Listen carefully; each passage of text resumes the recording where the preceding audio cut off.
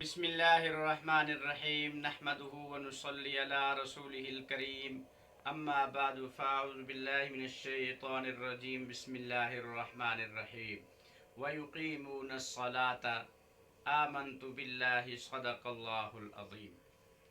میرے محترم و معظم سامعین گرامی قدر، تذکرہ چل رہا تھا اہل ایمان کی اور اہل تقوی کی خوبیوں کا۔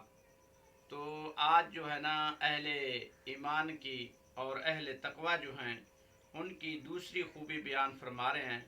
تو اہل تقوی کی پہلی خوبی کیا تھا؟ ایمان بالغیب، غیب کی ذات پر ایمان لے آنا، جس چیز کو دیکھا نہیں ہے اس کے باوجود اس پر ایمان لے آنا۔ خلاصے کے طور پر بتا رہا ہوں، تفصیل میں پچھلی گفتگو میں آپ کو بتا چکا ہوں۔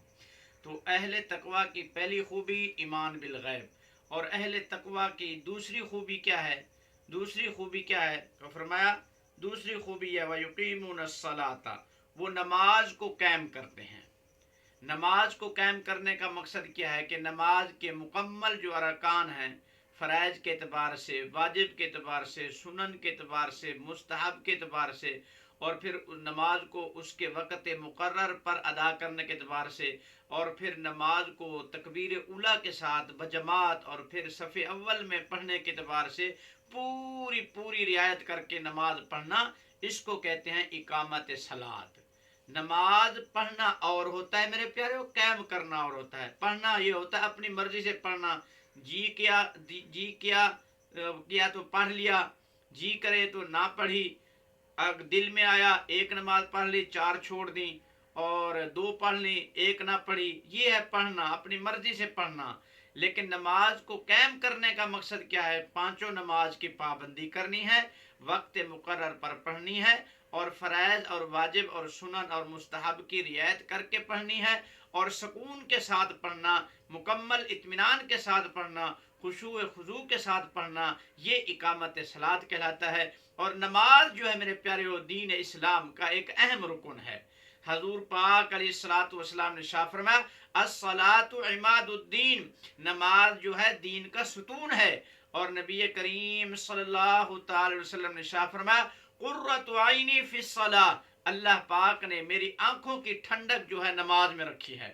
اور ایک حدیث پاک کے اندر آتا ہے کہ جس وقت آسمان کے اوپر بادل یا آسمان کے اوپر کوئی بھی آفت سماویہ رونما ہوتی تھی، اور جس سے آپ علیہ الصلوۃ والسلام کو پتہ چلتا کہ کوئی نہ کوئی مصیبت آنے والی ہے، تو ففزع الی الصلاۃ، تو ہر مصیبت کے آنے کے وقت حضور علیہ الصلوۃ والسلام نماز کی طرف متوجہ ہو جایا کرتے تھے۔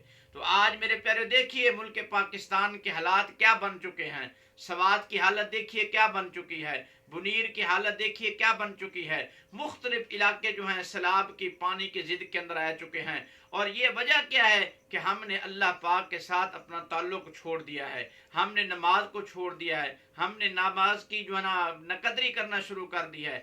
آج جو ہے نا گھر گھر کے اندر روزگار کے مسائل چل رہے ہیں، بے برکتی کی کہانیں اور داستانیں سنائی جا رہی ہیں۔ وجہ کیا ہے کہ جس چیز کے اندر برکت تھی اور جس چیز کے اندر ہماری معیشت مضبوط ہونی تھی، وہ چیز ہم نے ترک کر دی ہے۔ اور وہ کیا ہے میرے پر؟ رزق کی برکت جو ہے اللہ پاک نے نماز کے اندر رکھی ہے، کیونکہ نبی اکرم صلی اللہ علیہ وسلم کی ایک حدیث ہے، آپ علیہ الصلوۃ والسلام شاہ فرمایا میرا امتی جو نماز پنجگانہ کی کیا کرے گا؟ پابندی کرے گا، 5 وقت کی نماز کی پابندی کرے گا، اللہ جل شانہ اسے 5 انعام عطا فرمائیں گے۔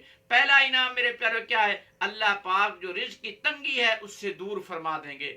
دوسرا انعام اللہ سبحانہ وتعالی، جی ہر انسان نے مرنا ہے میرے پیارو، اور ہر انسان نے قبر کے اندر جانا ہے، قبر والی زندگی کا سامنا کرنا ہے، تو یہ نماز ہے میرے پیارو جو آپ کی قبر والی زندگی بھی آسان بنائے گی۔ ہر انسان نے مرنا ہے، ہر انسان نے جانا ہے، اور اپنے اپنے اعمال کا حساب دینا ہے، اور جس شخص کو نامہ اعمال دائیں ہاتھ کے اندر دیا جائے گا وہ شخص قیامت والے دن خوش و خرم ہوگا رب کی عدالت کے اندر۔ اور نماز ہی وہ فریضہ ہے میرے پیاریو جو آپ کو نامہ اعمال دائیں ہاتھ میں دلائے گی، اور پل صراط کے اوپر بھی آپ نے گزرنا ہے، اور نماز ہی وہ اہم رکن ہے جس کی وجہ سے آپ پل صراط کے اوپر بھی بآسانی سے گزر جائیں گے۔ اور آخر میں فرمایا وَيُدْخَلُ فِي الْجَنَّةِ بِغَيْرِ حساب، اللہ سبحانہ وتعالی بغیر حساب کتاب کے جنت میں داخلہ عطا فرمائیں گے۔ اور یہ وہ نماز، یہ جو میں نے فضیلتیں بیان کی ہیں، یہ وہ نماز ہے جو حقیقت हकीकी नमाज हो। और हकीकी नमाज कौन सी नमाज है? फरमाया इन्ना सलात तन्हा अनिल फहशाई वल मुनकर, वो नमाज जो इंसान की जो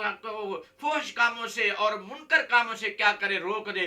तो ये नमाज क़यामत वाले दिन हमारे इन फजाइल का माशाल्लाह सबब बनेगी। अगर हम नमाज पढ़ते हैं, 5 वक़्त की नमाज पढ़ते हैं और मुनकर कामों से हम बचते नहीं हैं, फहश कामों से बचते नहीं हैं, फिर हमारे लिए ये फजीलतें नहीं है, बल्कि ये हमारे उल्टा मुंह पर ये नमाज मारी जाएगी जिसका हमें कोई सवाब नहीं मिलेगा। तो इसलिए मेरे प्यारे, नमाज की पाबंदी करनी है और नमाज को रूहानी बनाना है और नमाज को उसकी हकीकत के अंदर अदा करना है और नमाज पढ़ के कोशिश करनी है मुकम्मल जो अहकाम शरी हैं उनकी पूरी पूरी पासदारी करनी है। तो इंशाअल्लाह जिससे फिर हमारी दुनिया भी बनेगी, आखिरत भी बनेगी। तो कोशिश क्या करें मेरे प्यारे, 5 वक़्त नमाज बजमात पढ़ा करें और कोशिश क्या करें नमाज पढ़ने के साथ साथ फहश कामों से और मुनकर, मुनकर किसको कहते हैं? वो गैर करी शरी काम जिसके ऊपर अल्लाह पाक ने नकीर फरमाई है, जिसको अल्लाह ने ना पसंद किया हो, अल्लाह के रसूल ने ना पसंद किया हो। तो इंशाअल्लाह इन उमूर की पाबंदी करेंगे, अपनी नमाज को जानदार बनाएंगे,